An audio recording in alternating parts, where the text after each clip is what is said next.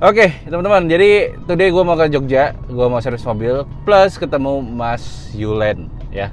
Mas Yulen ini adalah seorang komersial fotografer profesional yang udah banyak banget ngerjain banyak brand, banyak brand-brand kosmetik lah pada intinya. Dan gue akan kasih insight menarik mengenai ternyata foto gue itu jelek banget. Seperti apa? Langsung aja simak di video kali ini sampai selesai. Kita mulai.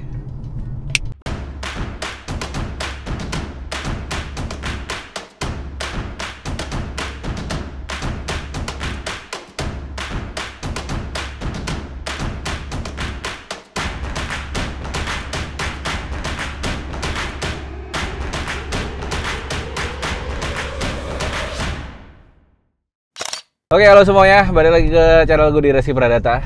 Gue adalah seorang microstalker kontributor yang saat ini menjadikan profesi ini sebagai profesi yang full time. Dan ya, gue mau nyebrang dulu. Gue memiliki pengalaman lebih dari 5 tahun lamanya menjadi microstalker kontributor, microstalker lah menyebutnya. Nah, ini udah cukup lama ya. Dan di channel ini kalian bisa mendapatkan banyak informasi seputar dunia Microsoft. Jadi pastiin dulu buat subscribe, karena subscribe itu gratis. Oke, gue masih di Klaten. Gue masih baru aja OTW dari rumah. Dan ini perjalanannya masih panjang. Jadi biar sambil produktif ya teman-teman, gue bikin rekaman video kali ini. Tadi gue udah singgung-singgung soal Mas Yulen. Nanti gue akan ceritakan detailnya seperti apa. Cuman teman-teman perlu tahu dulu, pada dasarnya gua ini bisa dibilang kalau fotografer profesional ya bukan, fotografer amatir juga bukan juga. Jadi di apa ya? Maksudnya amatir tuh bener-bener orang yang nggak ngerti sama sekali soal fotografi ya. Cuman gue sudah cukup paham fotografi sebenarnya, secara basic, mulai dari ISO, diafragma dan sebagainya. Gue udah cukup paham karena gue udah punya kamera dari awal gue masuk di UGM, karena sebagai hadiah gue masuk UGM waktu dulu 2013. Dan semenjak itu gue merasa bahwa ya fotografi itu adalah hobi aja, hobi dan pekerjaan tambahan aja gitu. Kalau ada kerjaannya syukur, kalau enggak ya udah. Karena kan tanggung jawab gue adalah seorang mahasiswa ya gitu kan, di komunikasi UGM, yang ya mau nggak mau gue harus fokusnya ke arah sana, bukan untuk mencari pekerjaan. Nah teman-teman, di Microstock sendiri kan gue juga bukanlah orang yang datang masuk ke Microstock tuh dengan modal full set skill ya. Gue ala kadarnya, apapun yang gue bisa dan gue lakukan ya gue bikin gitu loh. Gue nggak mau terlalu banyak alasan untuk memulai. Ya akhirnya set skill yang ala kadarnya itulah set skill yang gue mulai untuk masuk ke dunia Microstock. Jadi bisa dibilang bahwa dunia Microstock itulah yang membuat gue akhirnya mau tidak mau harus mengasah diri sebagai seorang fotografer. Nah, gue paham pada saat masuk awal itu adalah gue nih masih amatir banget soal fotografinya. Gue bahkan waktu itu kamera gue udah rusak, jadi gue nggak bisa pakai kameranya, dan gue cuma punya modal iPhone 6s yang gue beli second waktu gue kerja di Jakarta dulu. Nah dari situlah gue berpikir kayak sepertinya gue perlu untuk mengupgrade diri terus-terusan itu. Jadi akhirnya gue belajar sampai di titik sekarang.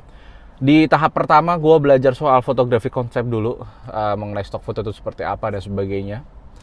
Terus yang kedua gue belajar mengenai aturan-aturan apa aja sebenarnya yang sangat laku di Microstock, terutama di teknik eksekusinya, mulai dari angle-nya seperti apa, konsepnya seperti apa, kreatifnya seperti apa dan sebagainya. Gue belajar soal itu. Itu tahapan kedua. Terus gue paham banget bahwa ternyata belajar konsep itu nggak cukup, belajar ini nggak cukup, karena gue sangat sadar banget bahwa kualitas foto gue tuh sangat jauh banget dengan fotografer profesional, sehingga gue mau nggak mau tetap harus belajar. Akhirnya gue dulu pernah kenal sama Mas Reza siapa ya namanya, Reza Fahmi apa siapa ya, gue agak lupa. Mas Reza pokoknya. Mas Reza itu orang Prambanan. Beliau itu orang PLN kebetulan, yang side hustle-nya adalah seorang Microsoft kontributor. Beliau juga orang profesional. Dulu pernah satu momen dimana gue datang ke rumahnya dia untuk kita nyobain satu set lighting terbarunya dia yang menggunakan lampu profesional, flash profesional. Sebenarnya nggak profesional amat setelah gue paham, karena tapi itu udah cukup bagus untuk memulai. Misal kayak pakai godox yang dudukan gitu, dudukan kodok dan sebagainya, nyebutnya gitu. Gue lupa serinya, seri apa, TT kalau nggak salah, TT 100 atau berapa gitu. Jadi gue mulai pakai itu dan gue ngerasa kayak anjir, foto gue jadi sangat beda ya, dan jauh lebih bagus. Fotonya Mas Reza pun juga sangat lebih bagus dibandingkan foto-foto gue yang mengandalkan cahaya-cahaya alami atau ilahi gitu kan. Jadi ya kayak gue perlu belajar untuk investasi di lighting gitu. Nah, gue udah investasi di lighting besar-besaran. Habis itu gue beli MS300, gue beli SL60W, gue beli AD200 Pro bahkan. Teman-teman bisa cek nanti di link deskripsi, ada peralatan gue itu apa aja. Jadi kalian tinggal klik aja link Shopee-nya di situ. Gue jamin itu link Shopee original. Jadi kalian teman-teman bisa mendapatkan ya best price-nya lah gitu. Kalian tinggal klik aja. Ataupun di Keranjang Kuning harusnya ada ya. Gue nanti kalau bisa gue masukin di situ. Jadi gue udah banyak banget belajar. Gue udah investasi di situ, dan begitu gue pakai lighting, memang hasilnya jauh lebih bagus, jauh lebih oke dibandingkan foto-foto gue sebelumnya, dan akhirnya membuat gue sangat nagih banget untuk foto harus wajib menggunakan lighting. Gara-gara pakai lighting itu gue jadi jarang banget foto menggunakan konsep-konsep random ya. Misal ya gue ketemu di jalan, foto sembarang foto enggak. Jadi gue cenderung pengennya ya lebih kualitasnya lebih dijaga gitu. Semenjak itu terus gue udah seneng, tapi muncul level baru lagi teman-teman. Sorry ini agak goyang-goyang ya karena jalannya mau nggak rata. Muncul level baru lagi. Gue belajar sama yang namanya teman-teman dari Getty Ambassador, dari Getty Image Exclusive Contributor. Jadi beliau-beliau ini datang ke Jogja, kita foto-foto dan sebagainya. Gue dapat ilmu baru lagi. Ilmu barunya itu berupa ya bagaimana cara hunting ala teman-teman Getty gitu kan. Itu benar-benar mind blowing banget. Dia nggak pakai lighting tapi kualitasnya bisa bagus banget gitu kan. Gue dikasih beberapa arahan, masukan, termasuk saran-saran apa aja yang diinvestasikan, mulai dari gear kamera, lensa dan sebagainya. Dari situ gue sadar bahwa skill gue masih kurang lagi. Udah lightingnya gue belum ahli banget. Terus tiba-tiba dikasih satu set skill lagi baru nih, jebret gitu kan. Wah gila, ini tantangannya lebih besar kan. Ya udah, oke lah, gue belajar dan gue pakai ilmu itu untuk lolos di Getty Exclusive, dan alhamdulillah lolos ya teman-teman. Pada saat ini gue udah jadi kontributor eksklusifnya di Getty Image, baik foto ataupun footage. Gue udah lolos juga di Envato Element menggunakan Envato Element foto ataupun footage. Kayaknya pertama di Indonesia kalau gue nggak salah ya, karena gue belum nemuin sih kontributor yang bisa lolos di Envato Element foto ataupun footage. Jadi ya gue lolos dua-duanya, alhamdulillah. Dan itu berkat model gue belajar bareng sama teman-teman di Getty Exclusive gitu kan. Gue belajar pokoknya habis beberapa juta lah untuk hasilin foto yang bagus itu. Hasil belajar itu ya gue habisin at least beberapa juta di situ. Ya terus berjalan terus gue pakai modal itu, dan banyak yang gue pakai. Hasil belajar itu gue pakai untuk kemarin Getty Mission, menciptakan 10.000 stok foto. Adobe Mission, gue menciptakan 10.000 stok foto dalam waktu 3-4 hari doang. 10.000 sampai 12.000 stok foto dalam waktu 3-4 hari. Gila itu pusingnya bener-bener. Tapi untungnya udah dikasih bekal ilmu nih sama Mas Ardi, Mbak Ripka dan sebagainya gitu kan, teman-teman Getty Exclusive, Pak Aan juga. Nah dari situ teman-teman, gue lanjut lagi kemarin ketemu Mas Julen. Nah akhirnya kita ketemu temennya Mas Julen. Jadi gue tuh gue seneng banget bahwa ada progres dari waktu ke waktu. Ada progres dari awal banget gue mulai yang ala kadarnya sampai sekarang gue udah mulai berpikir untuk konseptual dan sebagainya. Gue ketemu Mas Julen. Mas Julen tadi ya gue udah cerita bahwa dia adalah seorang komersial fotografer.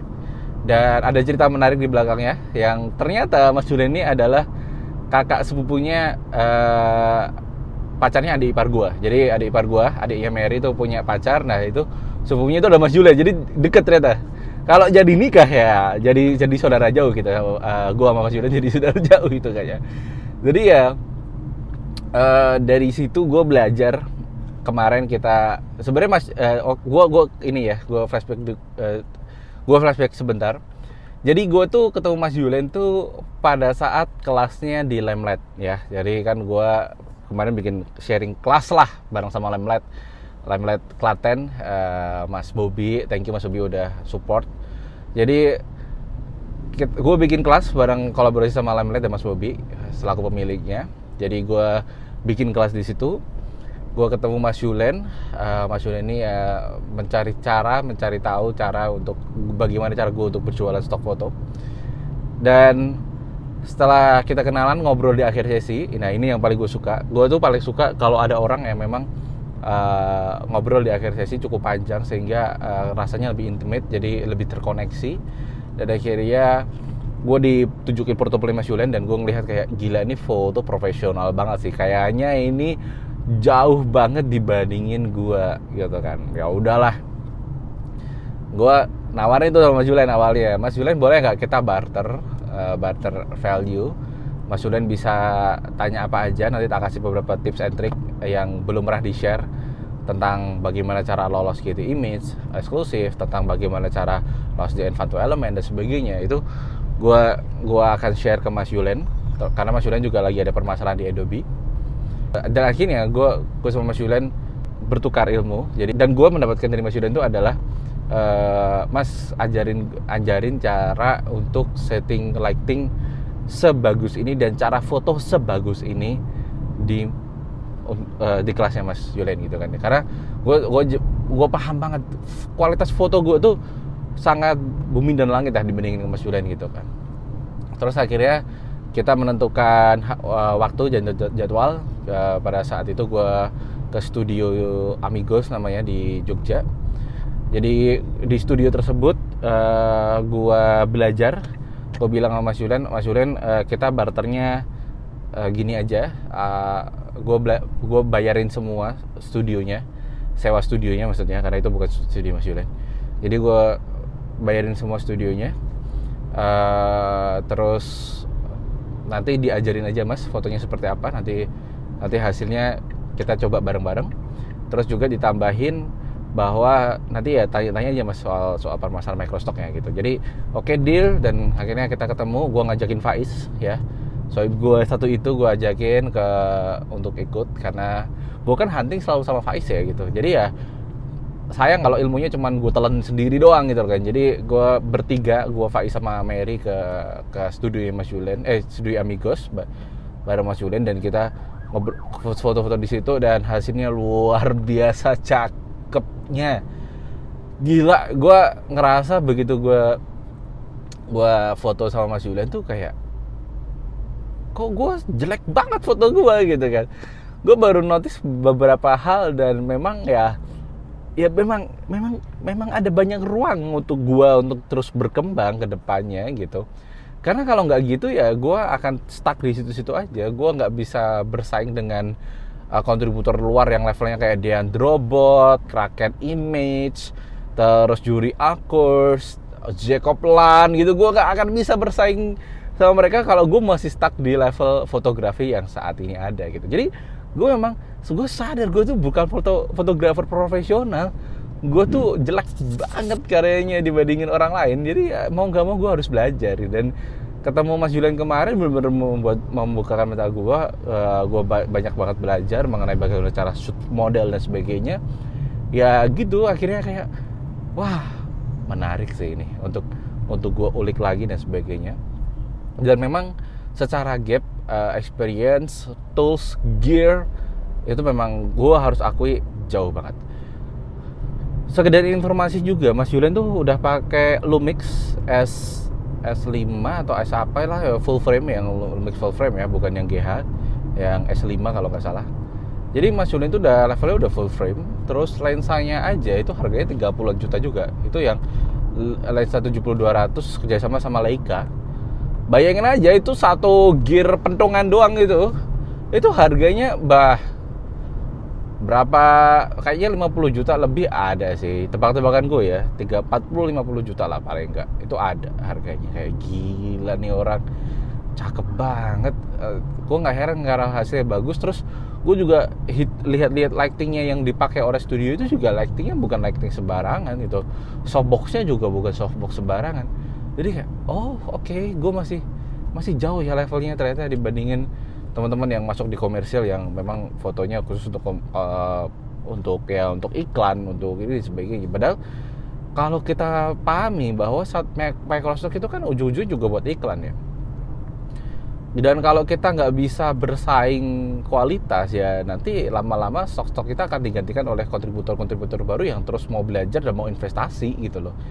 Ya akhirnya gue berpikir untuk saya gue akan belajar, gue akan maksimalin, gue akan planningkan untuk investasi juga di beberapa alat juga dan sebagainya, untuk ya mau nggak mau, karena gue harus naik level gitu, gue harus bisa lebih tinggi, bisa lebih bagus dibandingkan level gue sekarang. Gue nggak mau berpuas diri, karena ya memang konsistensi tanpa growth itu nggak ada apa-apanya. Lu tekun terus setiap hari nyetok, ngupload dan sebagainya, tapi kalau kualitas fotonya di situ-situ aja, konsepnya di situ-situ aja, ya sebenarnya gue bisa bilang bahwa pertumbuhan microstock lu nggak akan sesuai yang apa akan lu harapin gitu loh. Segitu aja nggak bakal dapetin hasil yang gede sampai puluhan ribu dolar tuh kayaknya hampir bermimpi lah kalau skill yang ala kadarnya dipakai untuk stok dan ya hanya bekerja kayak gitu-gitu terus gitu kan. Ya gitu teman-teman. Jadi ya memang yang gue pengen bilang bahwa gue sadar diri bahwa gue ini masih sangat cupu sekali dalam dunia fotografi. Gue sadar bahwa gue punya banyak kekurangan, masih ada banyak ruang untuk bertumbuh dan berkembang, terutama di industri microstock dan industri yang lainnya yang gue lagi tekuni sekarang. Jadi ya gue sangat suka banget bahwa gue masih punya level selanjutnya nih. Ibarat kata kalau lu main game ya, lu udah level 10 deh. Lu kalau udah main level 10 itu rasanya kan mesti berat dan sebagainya. Tapi kalau udah tamat ya masa lu mau ngapain lagi neng gitu kan. Nah tapi gue di microstock nih gue menemukan level baru gitu, level yang dimana gue nggak pernah temuin sebelumnya gitu, level tinggi lagi gitu. Jadi ya gue suka banget sih untuk gue makin bersemangat bahwa ya ini gue sangat menikmati proses ini dan saatnya untuk menuju ke level selanjutnya. Dan kebetulan gue punya teman buat belajar, ada Mas Julian yang ya kita akan barter exchange value di situ. Ya selanjutnya gue akan terus belajar sih pokoknya. Jadi gitu aja teman-teman. Thank you udah menyimak dari awal sampai akhir. Semoga di video kali ini bisa memberikan pencerahan teman-teman bahwa microstocker itu tentu nggak cukup hanya dengan fotonya gitu-gitu aja atau videonya gitu-gitu aja, atau mungkin buat teman-teman yang main vektor juga segitu-gitu aja desainnya, ya itu nggak akan membawa kalian kemana-mana. Tentu harus berkembang, bertumbuh. Konsistensi tanpa grow itu nggak ada, it's nothing. Bisa menolong tapi nggak, akselerasinya akan jelek banget. Ibarat kata lu investasi di saham tapi ya sahamnya stagnan segitu-gitu aja gitu kan, ya mau sampai kapan gitu. Itu aja teman-teman. Nanti gue akan kasih footage sedikit lah habis ini untuk ketemu Mas Julian seperti apa kalau memang gue ini, kalau enggak ya udah gitu ya. Semoga mendapatkan pencerahan. Jadi stay tune nih teman-teman, klik subscribe aja biar kalian bisa mendapatkan informasi update seputar dunia microstock lengkap pokoknya di channel ini. Gue akan sering sharing. Jangan lupa untuk follow Instagram gue di Reski11, join broadcast channelnya di Telegram, WhatsApp, Instagram, ada di link di deskripsi. Jadi kalian nggak ketinggalan kalau gue update sesuatu yang penting buat kalian simak. Oke gitu ya teman-teman, thank you so much. Sampai jumpa di podcast atau video-video selanjutnya. Goodbye.